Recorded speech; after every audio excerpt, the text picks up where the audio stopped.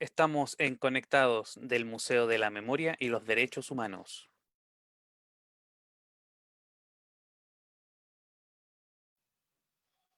Buenas tardes a todos y a todas.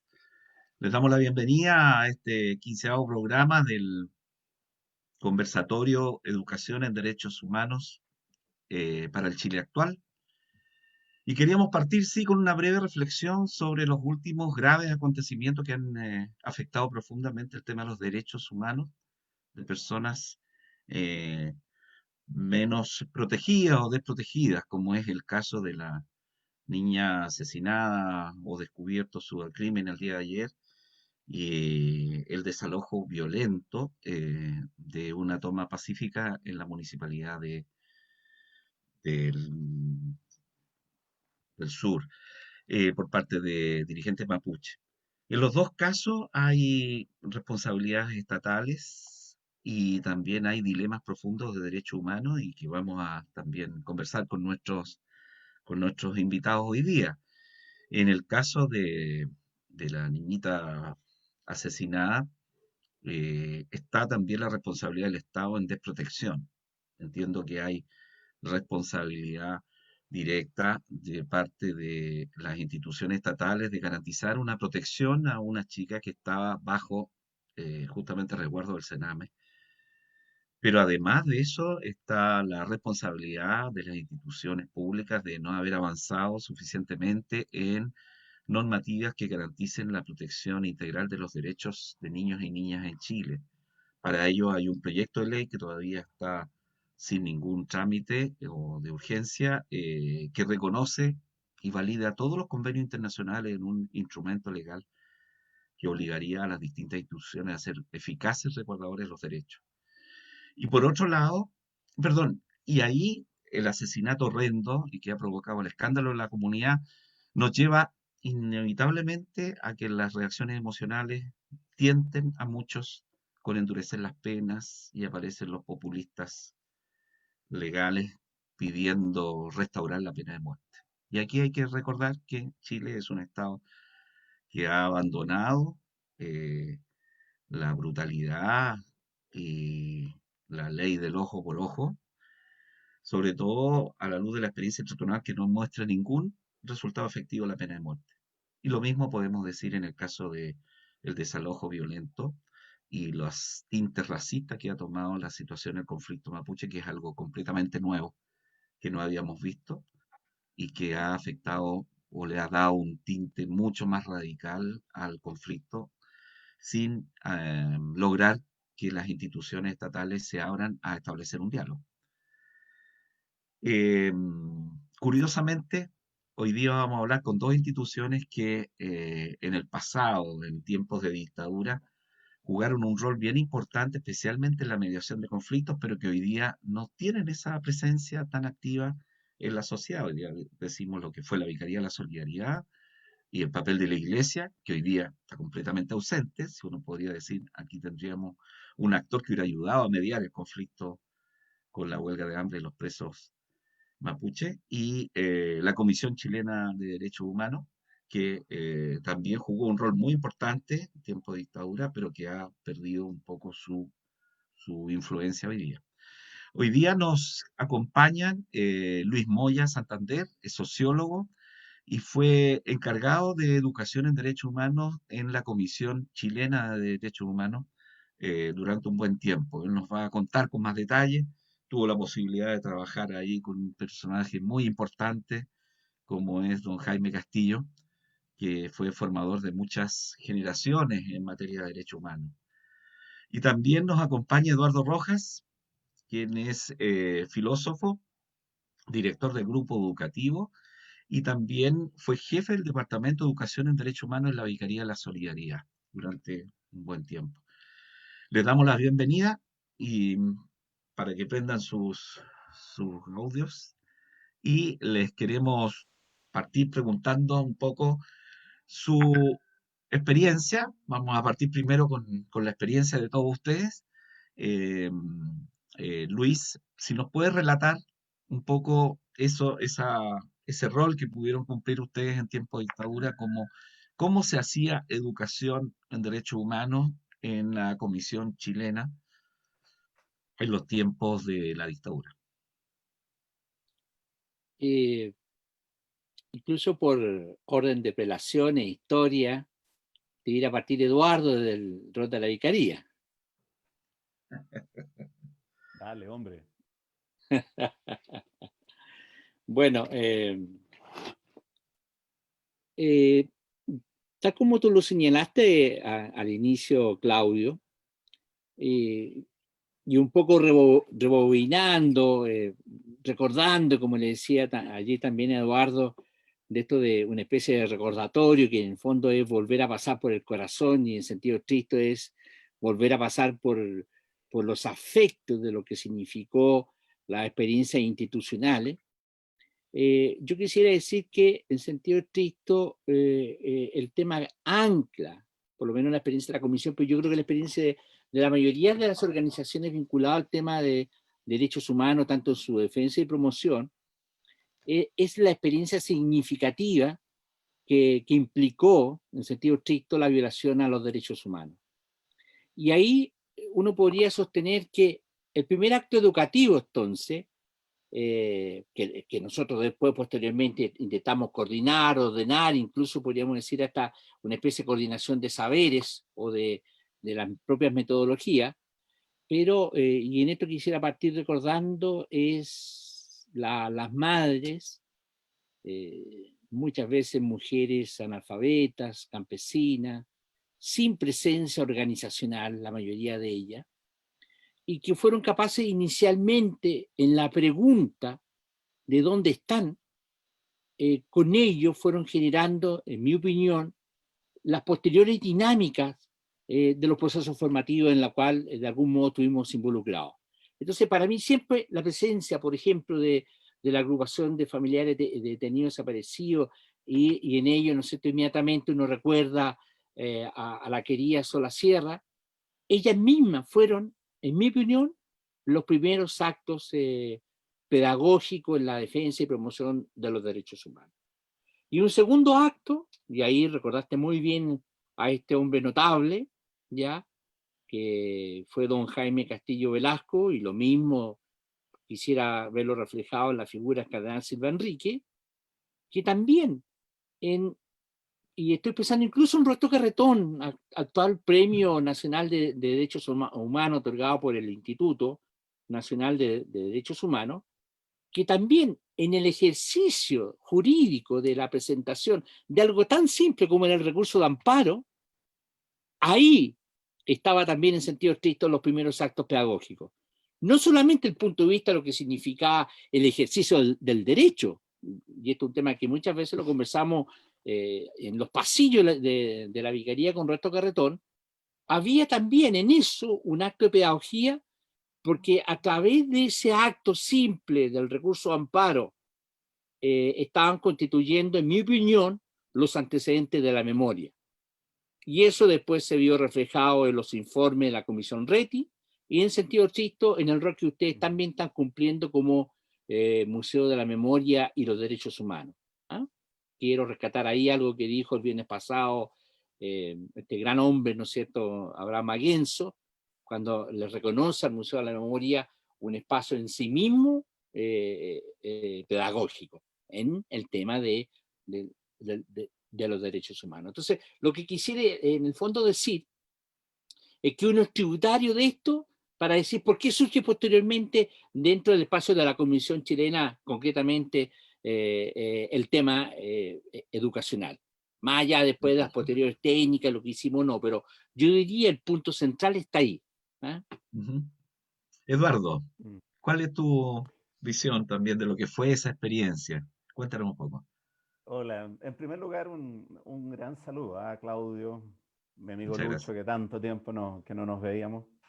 Yo concuerdo mucho con lo que está señalando Lucho, no nos pusimos de acuerdo, pero realmente si uno piensa, digamos, en la tarea que tuvo la Vicaría de la Solidaridad, yo creo que en primer lugar fue una educación desde las víctimas, creo que también fue una educación para la democracia y fue una educación en la diversidad. Una educación desde las víctimas porque efectivamente en el seno del primero el Comité Pro Paz y luego Vicaría de la Solidaridad, tuvieron este lugar de acogida los familiares de detenidos desaparecidos y encabezados por Sola Sierra formaron esta agrupación donde se privilegió que ellos tuvieran protagonismo. Es decir, no fuera una voz que acallara a las víctimas, sino que precisamente las víctimas tuvieran actoría, tuvieran protagonismo para ser ellos los que planteaban sus demandas. Y por tanto, la primera educación en derechos humanos que tuvo la sociedad eran estas mujeres que se encadenaban frente a los tribunales de justicia a exigir que se dijera dónde estaban sus seres queridos. Es una educación también para la democracia porque siempre se apostó por instituciones. Y uno dice, pero instituciones que no funcionaban para nada.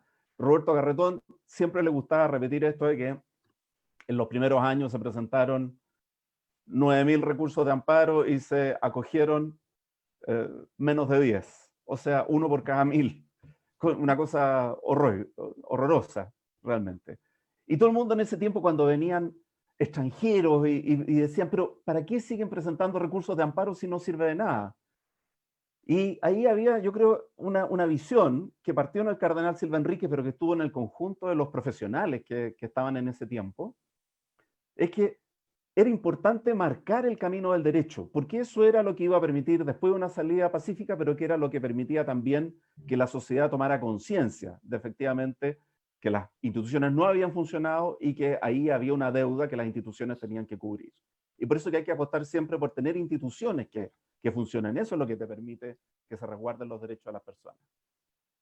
Y tercero, esto de que es una educación para la diversidad, porque yo entré muy joven, no soy parte de la primera camada, ellos, los que crearon el Comité Pro Paz y después crearon la Vicaría de la Solidaridad, que era gente en ese tiempo muy joven, recién egresada.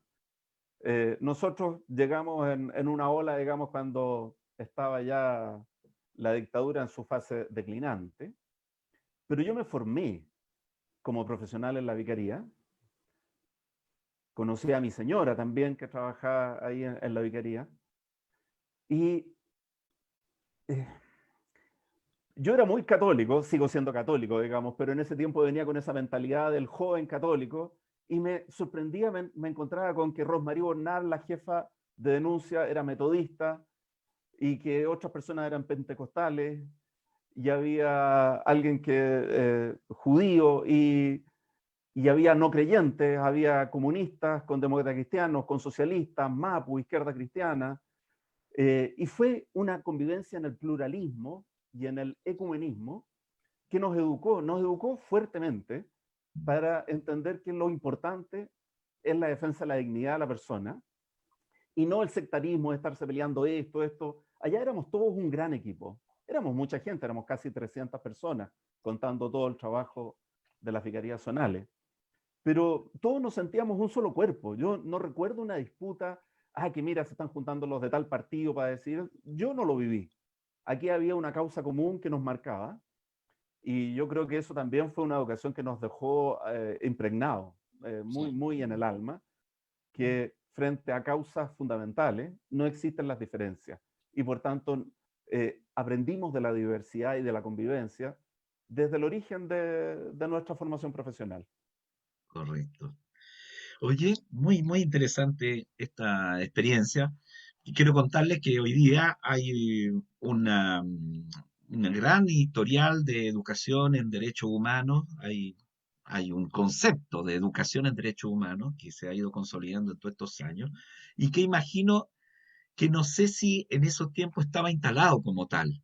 Esta idea de que hubiera una formación especializada en esta materia. Yo imagino porque además en esos tiempos había que usar los requerimientos para sobrevivir, habían de todo tipo. Imagino que las necesidades eran muy amplias, formativas de todo tipo. Les pregunto, ¿qué concepto existía en ese sentido? Luis, ¿tú qué reflexión había sobre esto? ¿Existía este concepto o...?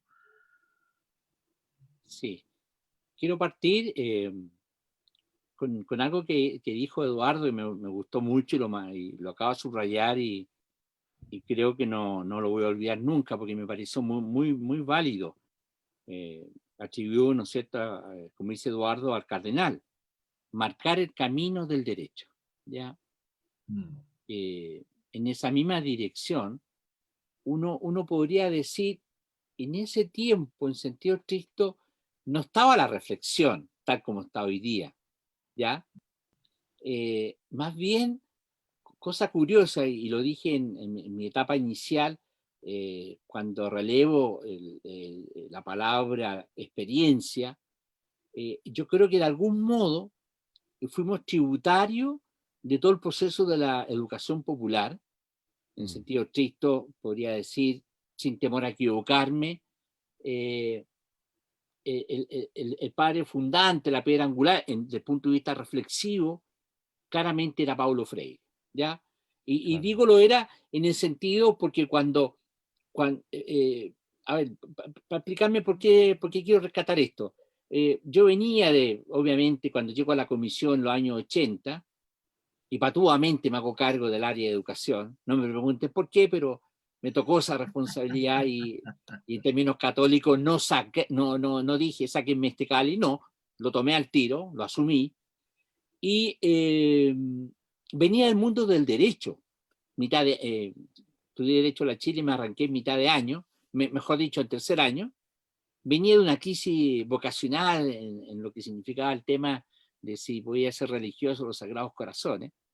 Entonces, Ah, mira. obviamente, traía una mirada del saber, ¿no es cierto?, de las disciplinas, y cuando me enfrento en la conversación cotidiana con dirigentes sociales, ¿no es cierto?, pobladores, que hacen otro acto pedagógico, en mi opinión, cuando constituyen los comités de base de derechos humanos en las poblaciones, lo que uno hace es más bien en la llegada, en una especie de corresponsabilidad, de ayudar que el hacer que estaban haciendo ellos, pudieran nosotros a través de mecanismos metodológicos entregarle herramientas para enfrentar esa realidad en su hacer. Entonces, entre nos, así en confianza, yo creo que no estaba la reflexión, no estábamos discutiendo los marcos reflexivos, teníamos intuiciones, ¿ya? Tal vez una de las intuiciones más brutales entregada desde la vicaría en los años, el año 78, que es cuando se constituye la Comisión Chilena de Derechos Humanos como un espacio de la sociedad civil y por lo tanto un espacio también político, en el sentido más amplio de la expresión. Fue el mismo año en que la vicaría hace su jornada, ¿no es cierto?, internacional por la dignidad de la persona humana. Entonces ya ese concepto, la dignidad de la persona humana, se transforma como marcar el camino pedagógico, el respeto, la dignidad del otro, y por lo tanto, insisto, uno sin querer queriendo, como diría ese filósofo del Chavo del Ocho, llegaron las dinámicas freirianas, la pregunta, la experiencia, el saber instalado. Entonces, en el fondo, uno acompañar que la misma producción del saber, del conocimiento, estaban en los mismos dirigentes sociales. Entonces, resumiendo, no había una gran reflexión, que la hubo posteriormente, lo hubo, yo diría, y ahí Eduardo me puede corregir o no, pero yo creo que más bien se empezó a dar como a partir del 86 para adelante, empezamos a instalar como marco reflexivo, y se dio con mucha fuerza después en la transición a la democracia, cuando en algún momento intentamos a través de una comisión, cuando el presidente Lago fue ministro de Educación, instalar el tema en el aspecto formal. Pero créanme, en la propia experiencia, yo creo que no estaba la reflexión. ¿Ah? A lo mejor estoy siendo muy estricto, no sé. Eduardo, en el caso tuyo, en el caso de la vicaría, ¿por dónde se canalizaba esto? ¿Quién eran las entidades, a las personas? Porque claramente no había entrada en el sistema público. La educación no entraba ni en las universidades ni tampoco entraba en los colegios. Entonces, ¿cómo se canalizaba y a través de qué materialidad o a través de qué medios? Bueno, yo creo que se intentó por dos vías y se trabajó muy fuertemente por dos vías. Lo primero era a través de las organizaciones populares, las organizaciones solidarias, los comprando juntos, las ollas comunes, las colonias urbanas, todas aquellas organizaciones en las cuales efectivamente se apoyaba a que la gente hiciera efectivos sus derechos. Y ahí había todo un trabajo que se le llamó jurídico poblacional, porque era la idea de que las personas aprendieran a defender ellos mismos sus derechos. Todo el acompañamiento a los familiares de las víctimas también yo creo que estuvo en este mismo sentido. Y que fue un acompañamiento muy cercano. A mí me sorprendió mucho un compañero nuestro de equipo en ese tiempo, Belisario Magaña, fallecido hace unos años atrás. Cuando fuimos a su funeral, llegó la familia Maureira, la familia que habían sufrido la pérdida de muchos de sus miembros, padre, 3 hijos, en los hornos de Lonquén. Y él pide salir a hablar adelante y dice, yo le quiero agradecer al tío Belisario, porque desde que se descubrieron los hornos en el año 78, él nos acompañaba permanentemente, nos iba a visitar a Paine, se quedaba a tomar once con nosotros, nos apoyó en nuestro crecimiento. Yo te digo, yo trabajé años con Belisario, nunca supe que en los fines de semana iba a ver a esta familia de estas víctimas. Entonces era un compromiso, digamos, muy, muy profundo, muy, muy de vida. A partir de los años 80, tal como decía Lucho, se toman las ideas de la educación popular. Ayudó mucho el CIDE, que hoy día es parte de la Universidad Alberto Hurtado, a crear materiales inspirados en la educación popular. Y formamos muchos programas, tanto para las organizaciones como programas para los colegios, para los profesores que se atrevieran a ir metiendo esto en su asignatura, en que se rescataban estos principios de Freire de partir del saber de la gente, rescatar desde lo que la gente sabe, que todo esté hecho en base al protagonismo de ellos mismos y que estas verdades se vayan construyendo en forma conjunta. Y esos principios los seguimos aplicando. Hoy día yo trabajo en una organización que se llama Grupo Educativo. Somos 25 personas que nos dedicamos a acompañar a liceos, particularmente, por ejemplo, liceos técnicos profesionales, trabajando con sus profesores y con sus alumnos, y se nos quedó esta idea de que hay que ayudar a que efectivamente la gente sienta que ellos están ayudando a construir este saber, pero que siempre tienen una experiencia valiosa que es desde ahí, desde donde se tiene que instalar el saber. Y eso es un ejercicio básico de derechos humanos, porque yo tengo una identidad y yo construyo desde la persona que soy, ¿sí? Con toda mi historia. Y eso es lo que tiene, lo que se llama hoy día en educación, pertinencia. Es pertinente porque me es propio. Lo voy a aprender porque es algo que tiene que ver conmigo, con mi historia, con mis proyectos, con lo que yo quiero hacer. Oye, pero llama la atención, bueno, este programa está dirigido a educadores, a profesores, a jóvenes también, muy inquietos y muy comprometidos en el tema de los derechos humanos. Entonces siempre es necesario dar contexto. Entonces, claro, nosotros hablamos siempre de la memoria, pero aquí hay vivencias que también compartir contexto. Por ejemplo, eh, para los jóvenes de hoy día es muy difícil pensar cómo articular, organizar y movilizar espíritu y voluntades sin los medios que hay hoy día. ¿Cómo se hacían en esos tiempos? Está el tema de la confianza también. ¿Quién garantizaba que la persona que estaba frente a tuyo era efectivamente un familiar de una víctima o no era un infiltrado o que este dirigente poblacional estuviera cumpliendo otras labores, digamos, ¿no? De inteligencia o de soplonaje? Bueno, pero está el tema de los medios. ¿Ah? Eh, Pregunta sobre cómo, a través de qué medios podíamos, en un contexto de represión y de alta desconfianza, las comunicaciones, cómo se hacía llegar esto para que evitar que fueran reprimidos por la dictadura. Sí, mira, tal vez, disculpa Eduardo, Dale. sorry, ya. Tal vez una metáfora nos podría ayudar en esto es que hay ciertos aspectos de la pobreza que generan riqueza. Y en esos tiempos, pobreza en los sentidos más amplios de la expresión, no teníamos computadores, no habían PowerPoint, teníamos unos simples papeles, ¿no es cierto?, que eran los papelógrafos.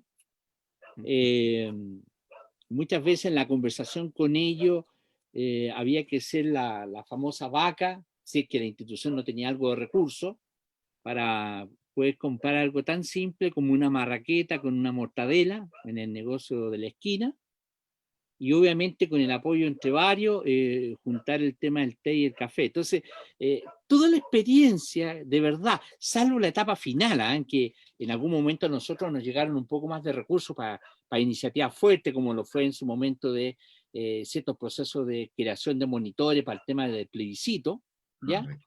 Y que efectivamente logramos con seguridad la donación de alguna embajada que nos permitió tener un poquito más allá de bonanza, pero en la práctica todas las iniciativas eran de una precariedad, más que precariedad, yo diría, mejor dicho, una actitud franciscana, ¿ya? Suena mejor eso que decir precariedad, ¿ya? Y entonces contar eso hoy día es difícil porque Mm, esto suena muy parecido a un joven cuando uno le dice, el tema hoy día tuyo no es el tema que yo tenía cuando joven, que era el acceso a la información. Y el acceso a la información estaba dado porque tenía que ir a la casa de un vecino que tenía la biblioteca salvaje, que eran apenas 4 tomos, para poder hacer la tarea. Hoy día los cabros no tienen el problema del acceso, tienen el problema de la gestión del conocimiento. Entonces, efectivamente, los temas de hoy día son distintos, eso es verdad. Y tampoco tengo que, en sentido estricto, decir que lo que hicimos puede ser el mecanismo para hacer en los tiempos actuales. Tal vez lo que sí creo que es clave, y tiene que ver con algo que tú planteaste, Claudio, sobre los actos de confianza. Yo creo que uno nunca le preguntaba al dirigente ningún aval, pero sí en la dinámica con los dirigentes sociales, en las poblaciones, en las organizaciones sociales, etcétera, los comités de base de derechos humanos, siempre había una especie de fianza, de confianza en el quehacer del otro. Siempre, es decir, y yo siempre cuento la anécdota que cuando llegaba a un comité de base de derechos humanos, por ejemplo, en tomas complejas, como fue la toma allá en La Bandera, uno siempre en mi calidad de que uno intentaba armar una conversación, entonces en esa actitud franciscana el primer acto pedagógico era ojalá el círculo, sentarnos en un círculo para de algún modo, como decía Eduardo, que esa pertinencia fuera validada en una relación espacio educativo de igualdad, que reconociera eso, no en esta relación clásica de que, ojo, ahí viene alguien de la comisión o de la vicaría que sabe hablarle. No, en un círculo. Y créeme que siempre los 5 primeros minutos, y yo reconozco que gozaba esos primeros 5 minutos, me permitía hacer el mapeo con quién estaba conversando en función a las palabras que utilizaban, para no decir el discurso. Entonces, a los 5 minutos sabía que ese dirigente estaba vinculado al MIR, este otro al PC, este otro a la ADC, pero no a toda la ADC, sino a un sector que era representativo en las poblaciones, en la lucha de los derechos humanos, que eran los chascones, porque no se veían, entre no, o sea, no le cuenten a nadie, pero no se veían los guatones. O también uno se podía encontrar con todas las caras del Partido Socialista, entonces no te faltaba que decía el sector guión, el sector de sectores, a través de la conversación. 5 minutos de mapeo, pero de verdad el acto principal, la donación principal, en mi opinión, eran los actos de confianza de estar ahí, ¿ya?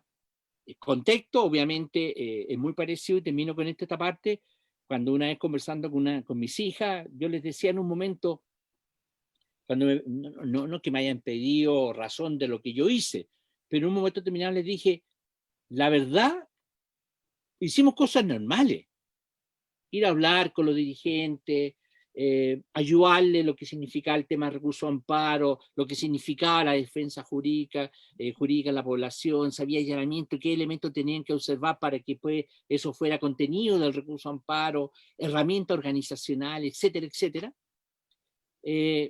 A lo más también ir a una feria y llegar a una esquina de la feria y tirar unos papeles para arriba que le denominaban las palomas, ¿ya?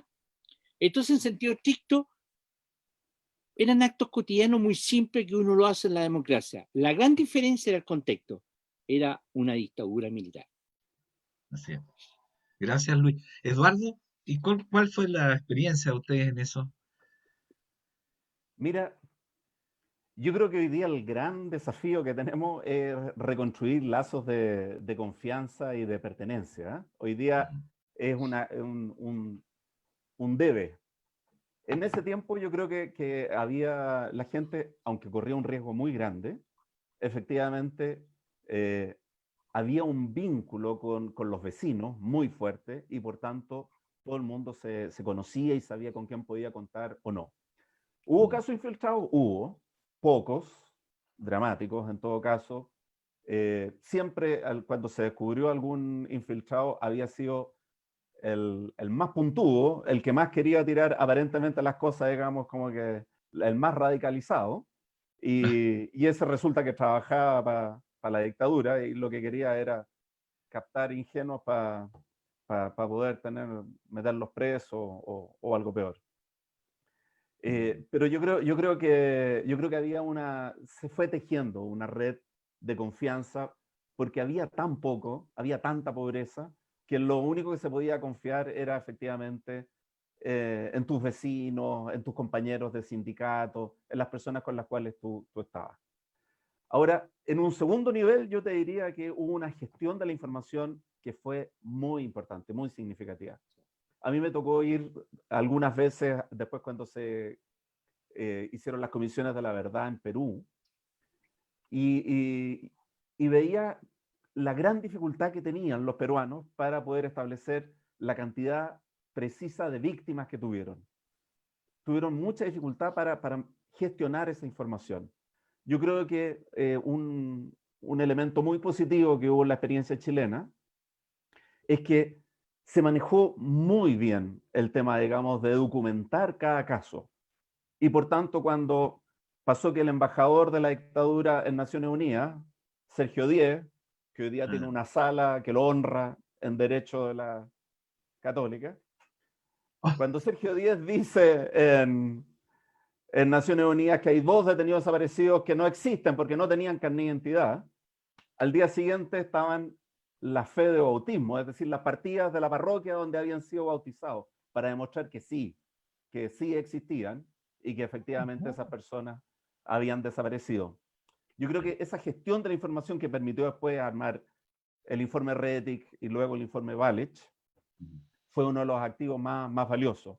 ¿Y qué es lo que ha permitido que en Chile sea uno de los países donde más gente ha sido, más victimarios han sido llevados a juicio y condenados? Porque efectivamente estaba esa información que permitía seguirle la pista e identificar quiénes eran los responsables. correcto. Oye, fíjate que nos escribe una persona que nos está viendo a través de Facebook y nos dice Ángel Núñez que otro espacio eran las escuelas de verano, por ejemplo, de Claro, la Vicaría Pastoral Obrera, el claro, centro audiovisual también de la Vicaría Zona Oeste. Ahí nos amparamos, dice. sí, Bonita recordatorio, porque eran espacios que hoy día no existen sí, prácticamente, o que están sí, sí, muy venido a menos ahí, ¿ah? sí, no, por supuesto. Perdona Lucho, pero ahí suelo recordar a 2 figuras.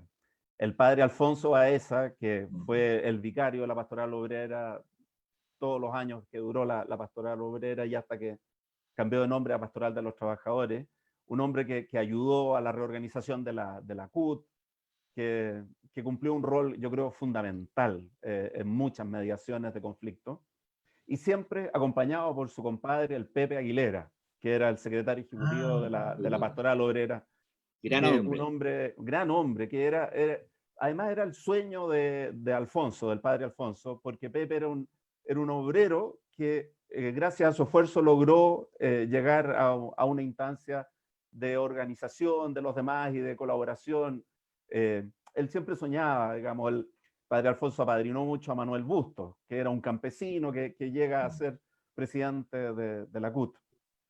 Eh, claro, o sea, la idea, digamos, de que en la medida que contemos con oportunidades, efectivamente, todo el mm, mundo puede desplegar sus talentos. correcto, Luchito. Sí. correcto.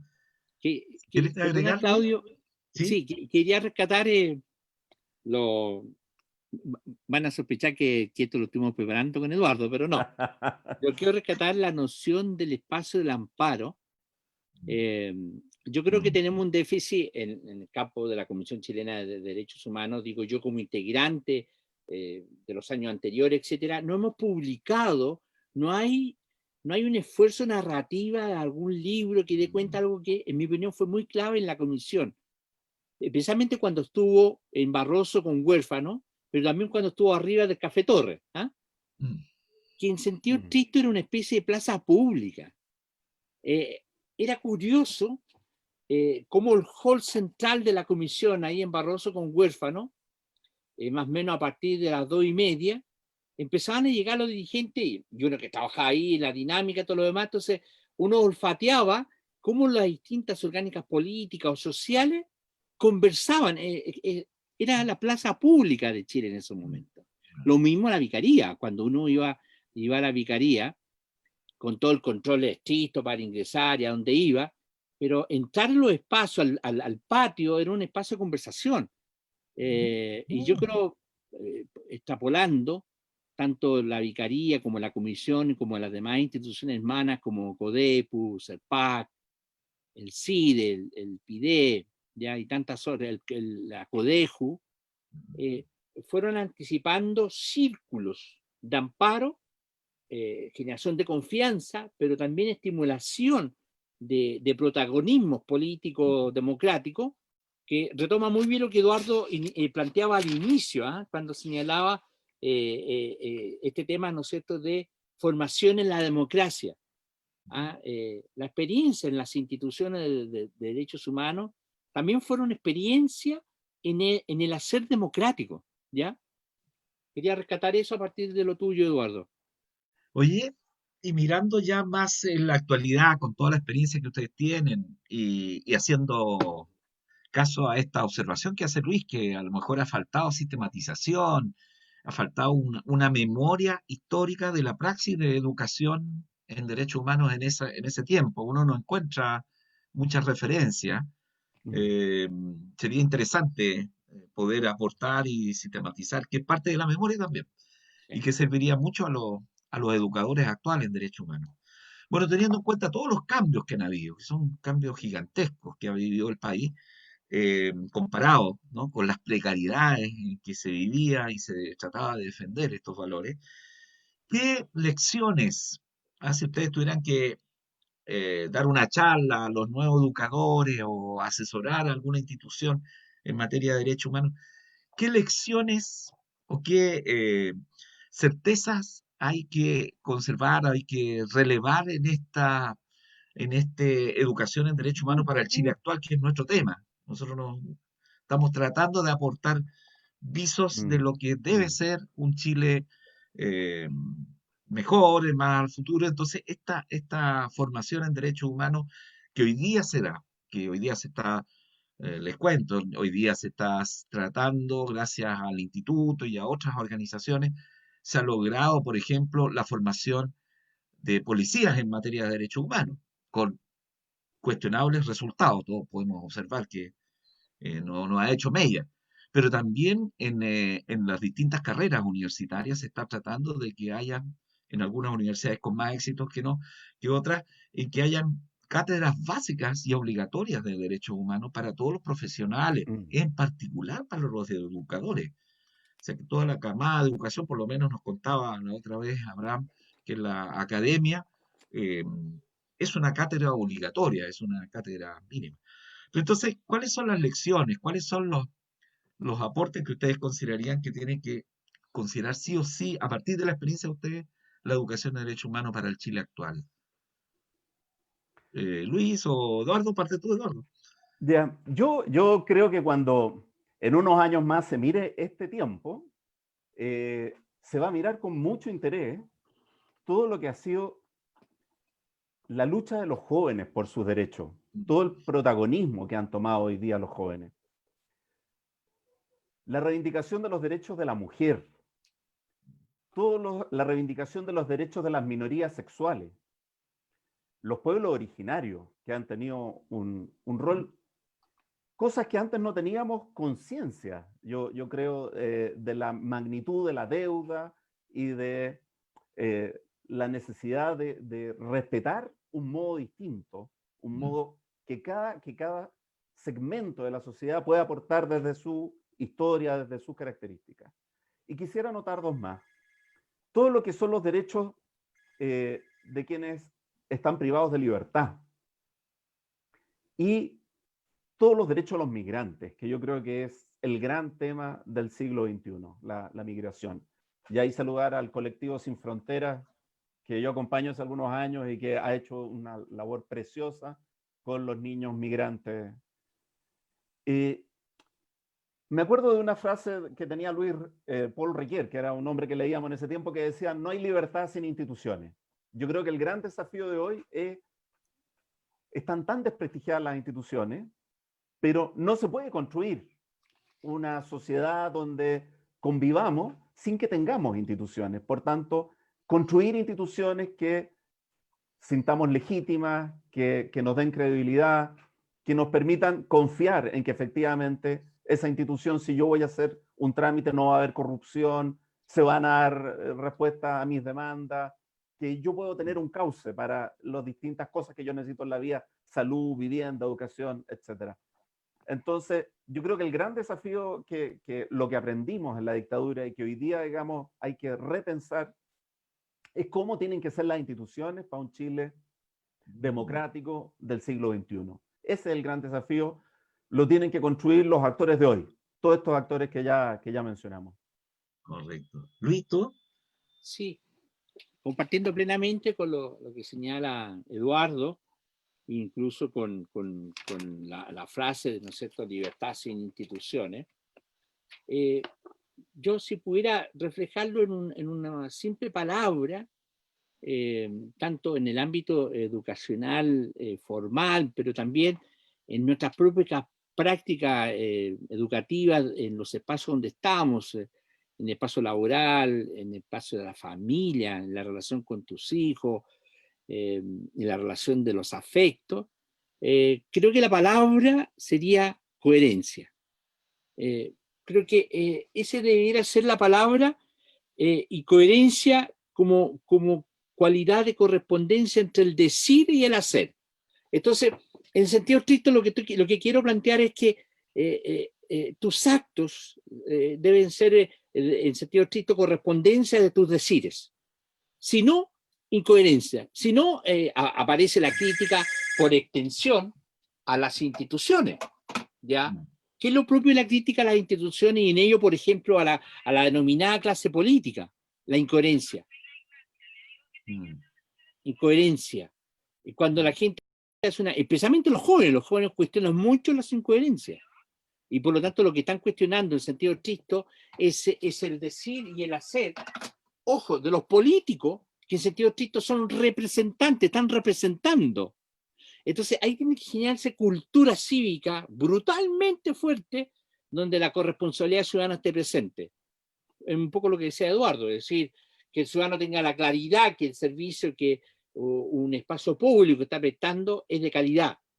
Y al mismo tiempo tener la claridad que al otro lado no hay espacio de corrupción. Y si los hay, existen los mecanismos de la denuncia. Entonces, quiero retomar en esa misma línea, anoche dándole vuelta un poco, ya, y no para citarlo, pero me acordé de un consejero de la Comisión Chilena de Derechos Humanos, que fue Jorge Millas, ya, y Jorge Millas, en el año 80, da un hermoso discurso que yo por esas cosas la vida no logré entrar al Caupolicán, siendo un joven apenas 19 años, ya, no logré entrar, pero leyendo su texto que está en su libro muy hermoso que sacaron sobre entrevista de discurso, que se llama Irremediablemente Filósofo, él de alguna manera plantea en la parte final de su reflexión que da frente al Caupolicán un poco lo que dice Eduardo. ¿Ah? Entonces, ahí está el gran desafío.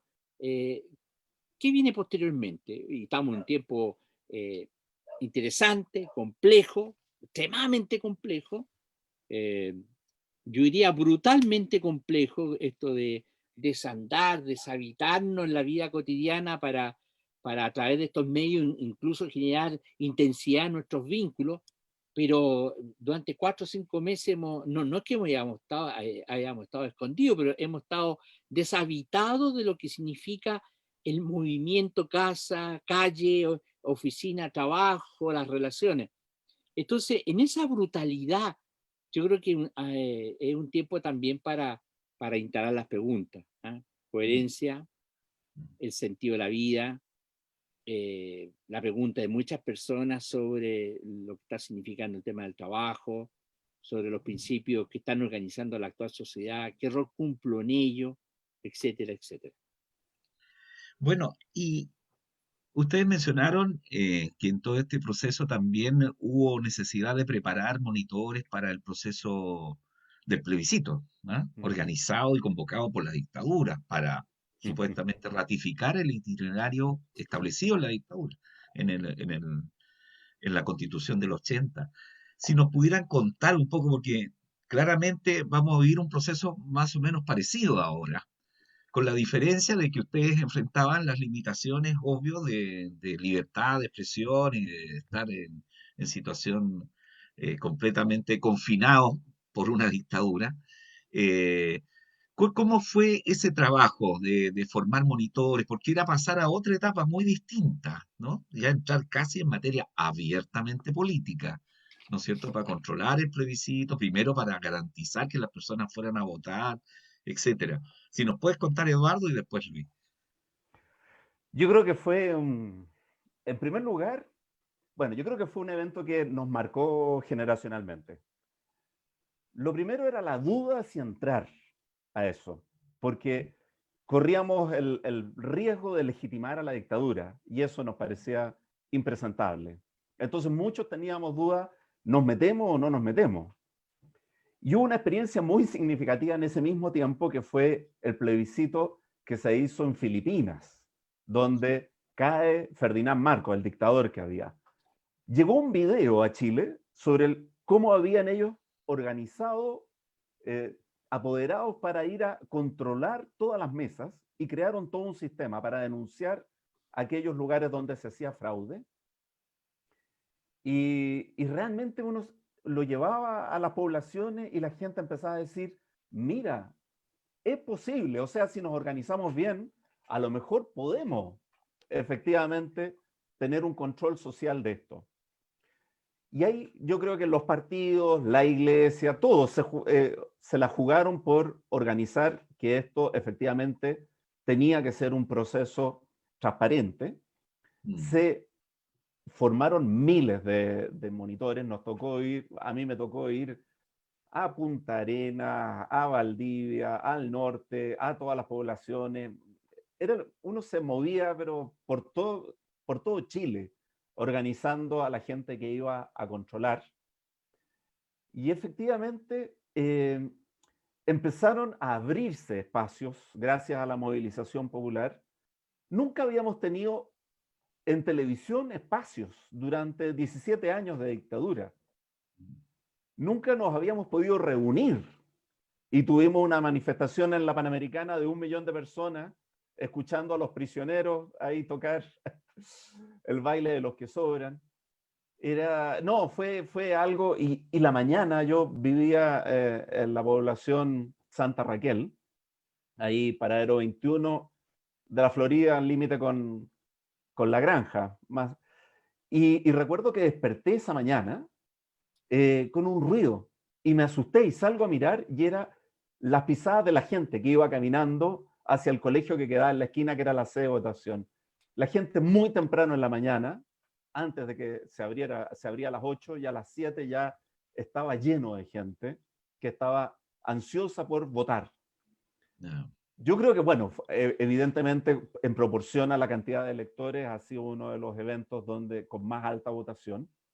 Claro. Y fue increíble que la gente hiciera fe en que un proceso electoral se podía hacer en medio de todas las condiciones adversas que decían que eso no iba a servir, y se logró.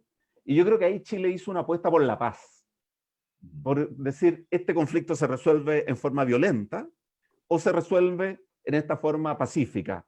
que incluía movilizaciones, que murió igual mucha gente en las protestas, pero que era optar por un camino en la cual íbamos a marcar reglas del juego, que era tener un proceso para una salida hacia la democracia y que hubiera elecciones libres. Yo creo que esa apuesta por ese plebiscito, podemos revivir esa mística en el plebiscito de octubre de este año. Hoy día somos conscientes que se necesita un gran cambio y la oportunidad de ese gran cambio está en un plebiscito en el cual efectivamente toda la ciudadanía se pronuncie y demos un paso entonces para fijar las reglas del juego que queremos para las próximas generaciones. Correcto. Luis, en tu caso, ¿cuál fue el papel que tuvieron? Sí, mira, la primera, un poco lo que señalaba Eduardo, está un contexto desfavorable. No nos olvidemos que 8 años antes se había realizado el plebiscito del 80, un plebiscito que por lo menos ya ahí, como sujeto político de 20 años, viví la experiencia, y en esa experiencia, ¿no es cierto?, fue una experiencia brutalmente negativa, porque la legitimidad del mismo y por lo antecedente que después se fueron recopilando, claramente hubo un fraude, hubo un manejo. Y claro, el primer acto entonces del 88 era, yo reconozco dentro del sector político en que estaba, que me costó mucho pensar el plebiscito, hasta el final. Pero una vez que ya estábamos adentro, la opción, entonces era la formación de monitores. Entonces la preparación de monitores en el fondo significaba entregarle herramientas del acto más simple, que es el acto de votar, pero que en un contexto de dictadura era un acto brutalmente significativo. Yo diría casi ontológico, porque no existía, no estaba, después de la dictadura, había desarmado, había desmontado la institucionalidad democrática, y entonces instalar el primer acto de confianza. Por lo tanto, la formación de monitores era cómo entregar herramientas a dirigentes sociales, ¿no es cierto?, a dirigentes universitarios, a dirigentes poblacionales, ciudadanos a pie, para que ellos a su vez tuvieran la capacidad de replicar eso en otros espacios. ¿Y qué era lo que tenían que replicar? Uno, la certeza que a través de un control ciudadano uno podía tener un control sobre el proceso electoral. Dos, lo que significaba los distintos actores, por decirlo así, lo que instituye el acto electoral. Entonces, imagínense, no era fácil. No fue fácil, incluso yo todavía recuerdo que una vez que Matei habla como a la 1:30 de la mañana, y cuando habla, yo ahí tuve la certeza que venía el reconocimiento de la derrota de la dictadura. Lo primero que hago, ¿no es cierto?, ir al closet donde tenía guardado hace como 8 años el regalo de un amigo cineasta que me había regalado un cuñado francés, y cuando lo abro he tomado el mejor vinagre de mi vida.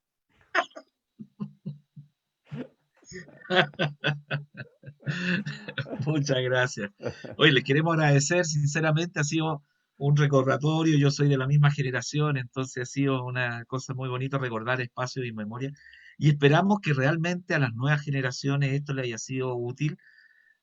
Nosotros estamos en un esfuerzo por fortalecer todo lo que es la educación en derechos humanos, y me parece que las prácticas y la experiencia de la Comisión Chilena de Derechos Humanos en materia de educación y lo que fue la vicaría son insustituibles, o sea, son una experiencia que, como decía Luis, tenemos que rescatar. Debería ser necesario que hubiera un buen trabajo de investigación, de sistematización de las buenas prácticas. Y claro que sí, pues hoy día muchos docentes van a agradecer las sugerencias, las pistas que ustedes han dado, porque son intuiciones muy válidas que todavía están vigentes, ¿no? La centralidad del educando, que sea participativo, protagonista, el tema de la libertad, el tema de las instituciones, en fin. Luis, ¿tú querías decir una sola palabra antes? Muy breve, porque a veces la memoria no ayuda. Sí me gustaría rescatar en menos de un minuto parte del equipo que me tocó trabajar en la Comisión Chilena de Derechos Humanos, con los cuales diseñamos talleres, diseñamos las escuelas abiertas de educación en derechos humanos, como el paso de coordinación de saberes, donde estaba el tema de la defensa jurídica, el aprendiendo a trabajar desde los derechos humanos, el tema comunicacional, elemento organizacional, etcétera.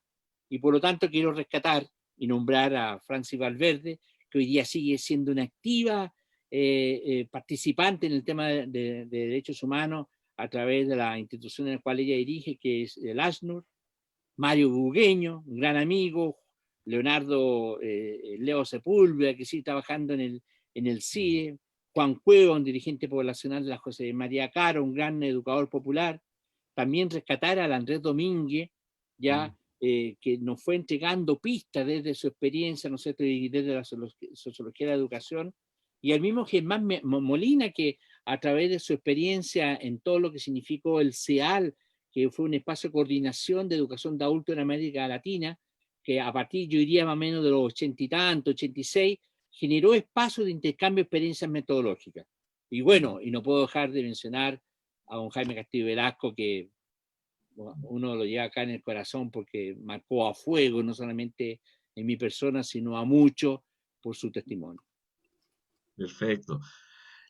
Bueno, les quiero agradecer, reiterar nuestro compromiso de mantener este programa, contar a todos los asistentes que regularmente nos vemos los días viernes con invitados especiales tan importantes como hoy día, y decirles que este programa además se transmite por nuestras redes sociales.